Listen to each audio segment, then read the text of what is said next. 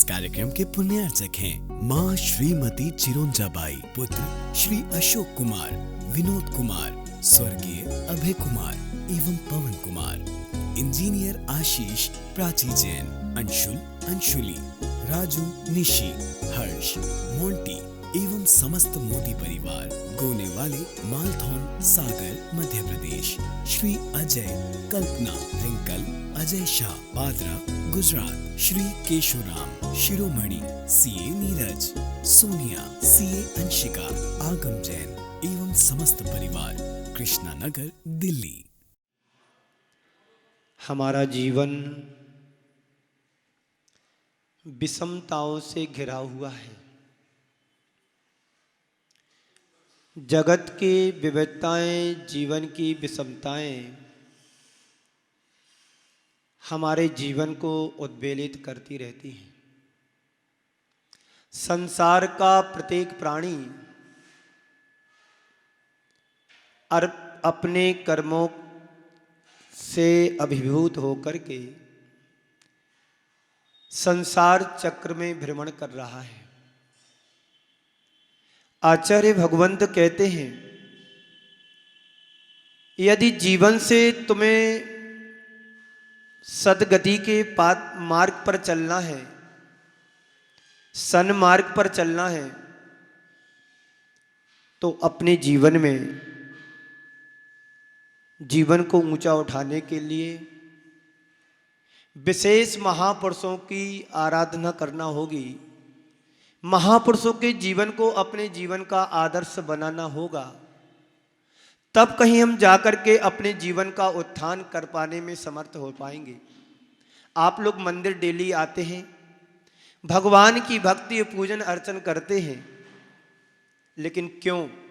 कभी प्रश्न किया अपने आप से? हमने जन्म पाया है तो क्यों पाया? हमें जीवन मिला है तो क्यों मिला? हमने ऐसा कौन सा पुण्य किया होगा कि हमें मानव पर्याय मिली, और मानव पर्याय में भी जैन कुल मिला?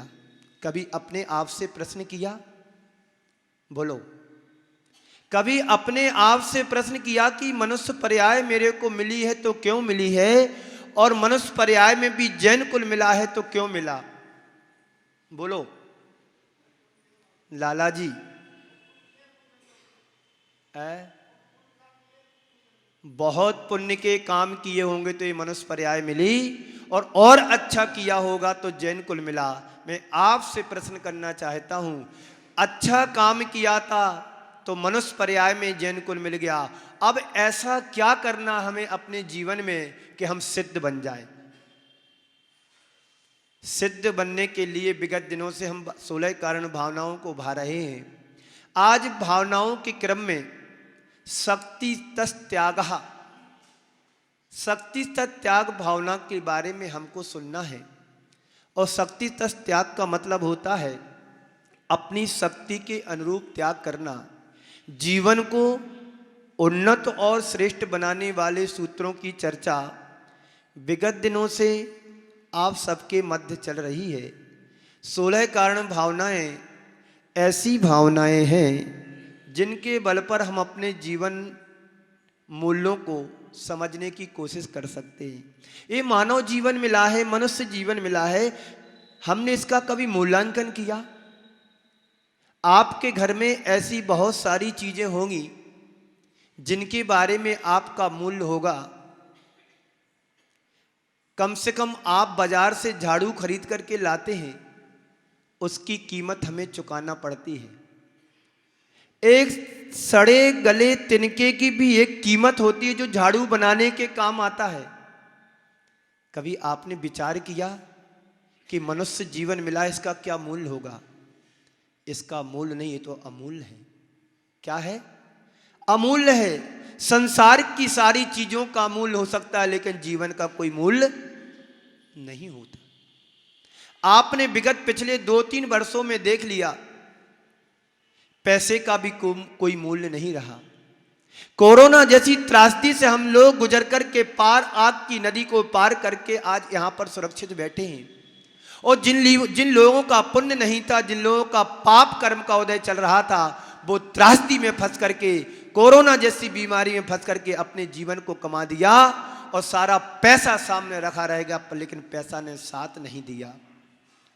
और पैसा ही तुम्हारा सब कुछ है, तो फिर साथ ले जाने की कोई व्यवस्था है तुम्हारे पास? है। आचार्य भगवंत कहते हैं हमारे पास व्यवस्था। जब आप इस देश से परदेश जाते हैं, अपने देश से दूसरी कंट्री में जाते हैं, तो क्या यहां का पैसा वहां चलता है? चंद्र कुमार जी, जब आप अपने देश से आउट ऑफ कंट्री जाते हैं तो यहां की मुद्रा क्या वहां चलती है? नहीं चलती है। तो करते क्या हैं? यहां के पैसे बैंक में जमा करते हैं और वहां की मुद्रा तुम्हारे लिए प्राप्त की जाती है, जिससे आप वहां अपना व्यापार व्यवहार कर सकते हैं। यही है ना? संत कहते हैं तुम्हें अपने जीवन का मूल्यांकन करना आना चाहिए, और तुम इस भाव से जब पर भाव जाओगे तो तुम्हारे साथ क्या जाएगा? जो तुम यहां पर लगा करके जाओगे वही तुम्हारे साथ जाने वाला है। यदि आप यहां पर 1 पैसा लगाते हैं तो तुम्हें 1 पैसे का पुण्य मिलेगा, और 100 पैसे लगाते हो तो 100 पैसे का पुण्य मिलेगा। वही पुण्य तुम्हारा इस जीवन के साथ पर्व हो जाएगा, और वहां जाकर के तुम अपने जीवन का उद्धार कर सकते हैं। तो ऐसी 16 कारण भावनाएं जिसके बल पर हम अपने उदात्त जीवन मूल्यों को आत्मसात कर सकते हैं, करते हुए क्रमशः तीर्थंकर जैसी उपलब्धि को अपने जीवन में घटित कर सकते हैं। कल हमने जाना था कि संसार से भीति और धर्म से प्रीति, अनुरक्ति का परिणाम हमारे जीवन के कल्याण के पथ को किस तरह से प्रशस्त करता है। एक सच्चा धर्मात्मा अपने जीवन को आगे कैसे बढ़ा सकता है, एक पापात्मा जीव अपने जीवन को आगे कैसे बढ़ा सकता है।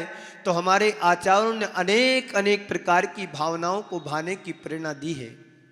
वे भावनाएं जो हमारे जीवन को उत्कर्ष तक पहुंचा दें, वो भावनाएं जो हमारे जीवन को मंगल बना दें, वो भावनाएं एक साधारण व्यक्ति के अंदर असाधारण क्षमता को प्रकट करा दे, ऐसी भावनाओं हम रोज सुन रहे हैं। क्यों सुन रहे हैं? क्या जरूरत है आपको सुनने की, और क्या जरूरत मुझे सुनाने की? कभी विचार किया? जिसके जीवन में तड़पन होती है कि काश मेरा जीवन का कल्याण कैसे हो, हमारे जीवन का उत्थान कैसे हो, वही व्यक्ति प्रभु के चरणों में आ पाता है, वही व्यक्ति अपने जीवन के कल्याण करने में समर्थ हो पाता है। क्योंकि संसार एक विशाल संसार है, उसमें जहां जहां देखो, जहां तक हमारी नजर जाती है, सभी दुखी दिखाई देते हैं, सभी विकलांग दिखाई देते हैं। कोई भी तुम्हें सकलांग दिखाई नहीं देगा, कोई भी तुम्हें सुखी दिखाई नहीं देगा, क्योंकि हर व्यक्ति कर्मों के अधीन होकर के दुखी है। कर्म पर वसई शांति दुख इरंत ऋतुदय, पाप बीजे सुखे नासा श्रद्धा नाम कांक्षणा कृता।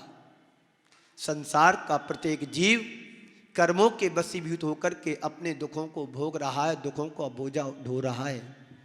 आप लोग यहां बैठे हैं, कोई भी सुखी नहीं है, सब दुखी हैं।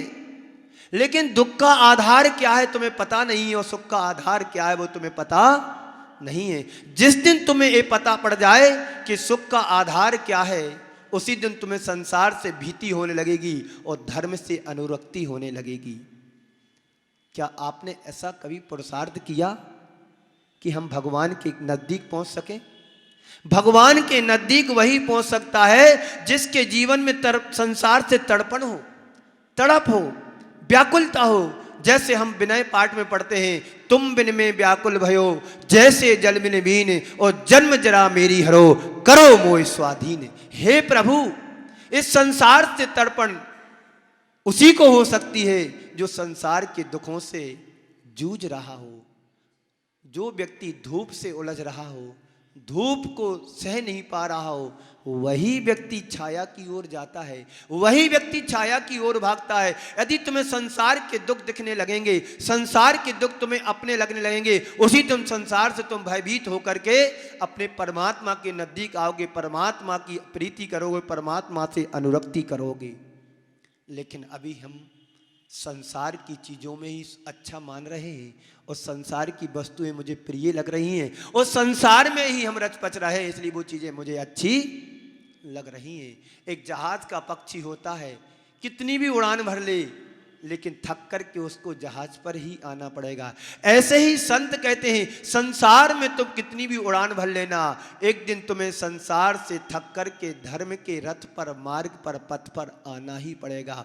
तभी तुम्हारे जीवन का कल्याण सुनिश्चित हो पाएगा, तभी तुम इस संसार से पार हो पाओगे। ऐसे अनंत संसार में जीव हैं जिनको अपनी आत्मा की पहचान हो जाती है, आत्मा का बोध हो जाता है, आत्मा का भेद विज्ञान कर लेते हैं। वही व्यक्ति संसार से हट करके मोक्ष के पथ पर चलने के लिए अग्रसर हो पाते हैं, अपने आप को समर्थ कर पाते हैं। हमारे पास कितना सा समय है, आपके पास कितना समय है, आपके पास जितना समय है, आपका ही समझ लो कि हमारी एक श्वास पर मेरा अधिकार नहीं है। और हम सब लोग लंबी चौड़ी यात्राएं करते रहते हैं, हम लोग लंबी चौड़ी प्लानिंग करते रहते हैं। अभी तो मुझे बरसों जीना है, अरे तुम्हें बरसों क्या जीना है, एक श्वास पर तुम्हारा अधिकार नहीं है, एक पल पर तुम्हारा अधिकार नहीं है। और हमारी योजनाएं बहुत लंबी चौड़ी होती हैं। तुम्हें पता है कि जो श्वास मैंने ली है उसको छोड़ पाऊं, और जो श्वास तुमने छोड़ दी उसको ले पाऊं, कोई पता है तुम्हारे लिए कब तुम्हारे जीवन की अंतिम श्वास बन जाए। पर संत कहते हैं श्वास अंतिम बने उसके पहले आप अनंत जीवन को संभाल लो। आप अपने जीवन को संभाल लोगे, तुम्हारा जीवन संभल जाएगा तो एक एक श्वास की तुम कीमत समझने लगोगे, एक एक श्वास को आप व्यर्थ में नहीं गमाओगे, एक एक श्वास की आपको पहचान हो जाएगी। तो आपकी एक एक श्वास तुम्हारे जीवन के कल्याण के लिए कारण बन सकती है। जितनी श्वासें हमने गमा दी हैं सब पाप और विषयों में गमाई हैं। कितने क्षण हमारे जीवन के रहे होंगे जब हमने भगवान की भक्ति की होगी, जब भगवान के ऊपर अभिषेक किया होगा, जब भगवान के हमने जिनवाणी की पढ़कर के गुणगान किए होंगे। ऐसे अब जीव अनंत जन्मों का पुण्य क्रिएट करता है, अपने जीवन में संजो करके रखता है, तब कहीं जाकर के तीर्थंकर जैसी पुण्य प्रकृति का बंध कर पाता है। उन महान आत्माओं के जीवन को तो देखो, कितने भाव भवान्तर उनके निकल गए, तब जाकर के तीर्थंकर जैसी पुण्य प्रकृति को हासिल करने का गौरवशाली पद को पाने को प्राप्त कर पाते हैं, पा पाते हैं।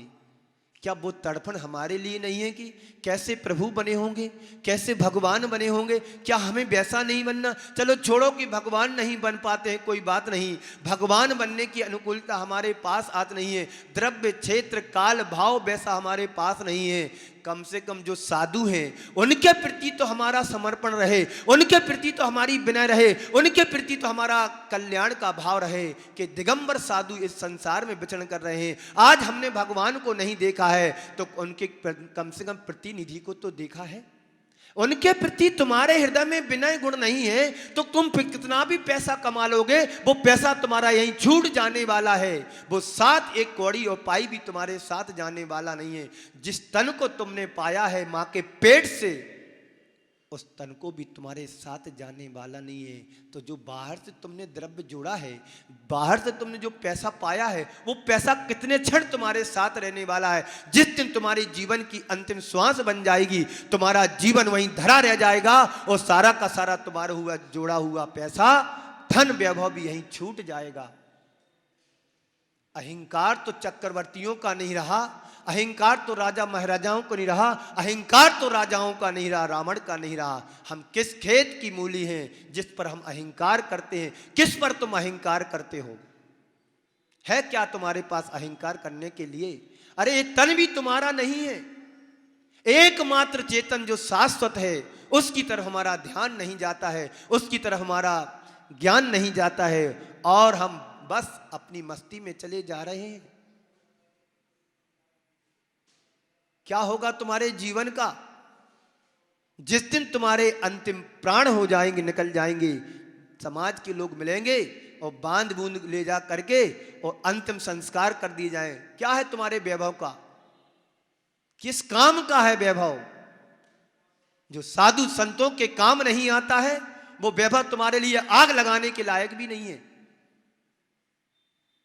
ऐसे तीर्थंकर जैसी प्रकृति का बंध करने वाले जीव संसार में बिरले होते हैं। पूरे काल चक्र में चाहे होंडा अवसर्पणी हो, सर्पणी हो, चाहे अवसर्पणी हो, मात्र 24 तीर्थंकर ही बन पाते हैं। वो कितना पुण्य किया होगा। हमारे आचार्य भगवंतों ने जो हमको उपदेश दिया है, जो त्याग भावना बतलाई है कि संसार में तुम कितना भी जोड़ लोगे और जोड़ते रहोगे, संग्रह करके रखोगे, संग्रह तुम्हारे विनाश का कारण बन जाता है। आप नदी पर बांध बनाते हैं, आपने बांध देखा? इंजीनियर लोग भी बांध बनवाते हैं, और बांध बनाने के साथ साथ उसमें यदि निकासी के लिए जगह नहीं दी जाए तो क्या होगा? बांध फटेगा और विप्लव का रूप धारण कर लेगा, पता है?